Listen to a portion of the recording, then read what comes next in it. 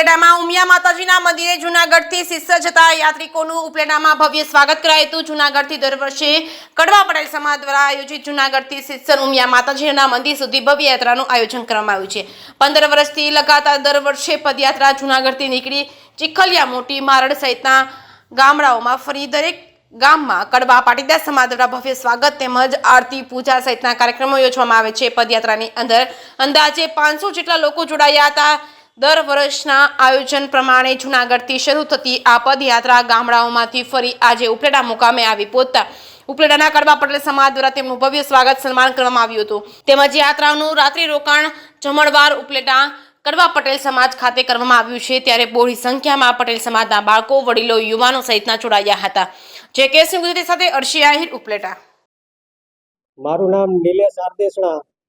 અમે જૂનાગઢથી શિસ્સરની આ 15મી ભવ્ય પદયાત્રા લઈને અમે આજે ઉપલેટા મુકામે પહોંચ્યા છીએ। તો આની અંદર અમે જૂનાગઢથી નીકળી અને દરેક ગામડાઓમાં સ્વાગત, માતાજીના આરતી કરતા આજે સાંજે અહીં અમે ઉપલેટા પહોંચ્યા છીએ અને કાલે સવારે નીકળશું અને અમે શિસ્સર લગભગ 7-8 વાગે શિસ્સર મુકામે પહોંચશું અને બીજે દિવસે જે ભાદરવા સુદ પૂનમ છે ત્યારે માતાજીનો હવન થાય છે, ત્યાં બધા હવનમાં રોકાશે અને લગભગ અમારે પદયાત્રિકો 450 થી 500 અમારી સાથે દર વખતે હોય છે અને આ વખતે પણ 450 આસપાસની સંખ્યા છે।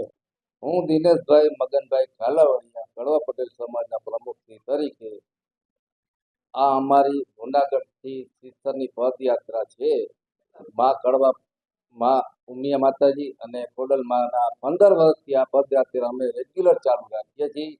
આ પદયાત્રા અમારી મોટીમાં, ચીખલિયા, નાના બધા ગામડાઓને આવરીને આ પદયાત્રા અમારે છેલ્લે ઉપલેટા રોકાણ કરે છે કડવા પટેલ સમાજમાં અને ગામના બધા આગેવાનો, શ્રેષ્ઠીઓ અને બધા ટ્રસ્ટીઓ આ પ્રસંગમાં બધા હાજરી આપે છે અને લાખો માણસો આ પ્રસંગમાં હાજરી આપે છે અને આ રાત્રિ રોકાણમાં અમે બધા જમણવાર સાથે આ માતાજીના ગરબા, માતાજીની આરતી ઉતારીએ છીએ અને આ પ્રસંગને સર્વ જ્ઞાતિ આ પ્રસંગને સારી રીતે ઉજવી અને બધાને આ પ્રસંગમાં બહુ મજા આવે છે।